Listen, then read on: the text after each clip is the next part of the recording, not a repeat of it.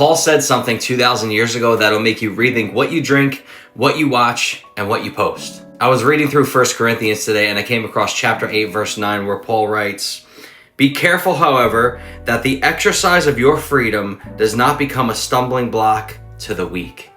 And that hit me in a fresh way because it's incredibly applicable in our world today.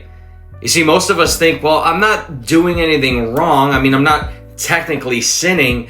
But Paul says that there's a difference between doing what's technically okay and doing what's actually helpful for the people watching in your life. So let's be real. Imagine this. You're someone who can have a drink and not get drunk, right? You are responsible. You are wise. You're not reckless. That's cool.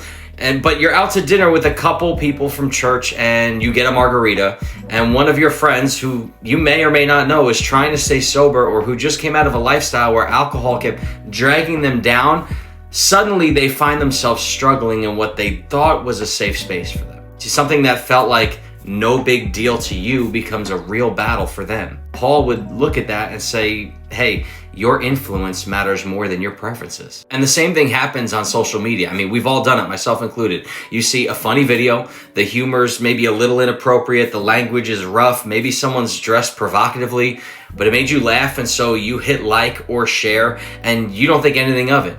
But then there's someone who's newer to faith, and you may not even realize, but they look up to you spiritually. And they see your name under that post or that you shared it, and they think like, oh, I guess Christians are cool with this kind of stuff.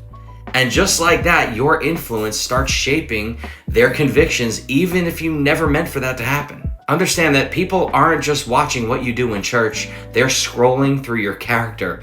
And so is God, by the way. Paul is basically saying if your freedom pushes someone else toward their old life instead of toward Jesus, then maybe that freedom isn't something worth holding on to so tightly. Not because it's sinful, not because God's mad at you, but because real love limits itself for the sake of someone else's growth and well-being. And look, I know somebody's going to hear this and think, see, this is why Christians are so judgy. Nobody should be telling me what I can and can't do. But that's not what I'm saying.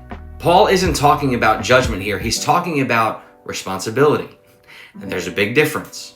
You see, this isn't about somebody policing your behavior. It's about embracing the calling that God put on your life the second that you put your faith in Jesus. Because the moment you follow Christ, you're not just living for yourself anymore. You are a representative of Him. You are part of the mission, the Great Commission, leading others toward Him. So Paul ends the chapter with this line in 1 Corinthians chapter 8, verse 13. And he says, therefore, if what I eat causes my brother or sister to fall into sin, I will never eat meat again, so that I will not cause them to fall. Guys, this is real love and commitment, and it should make every follower of Jesus say, if what I watch or drink or post or listen to could cause someone else to stumble, I will gladly lay it down.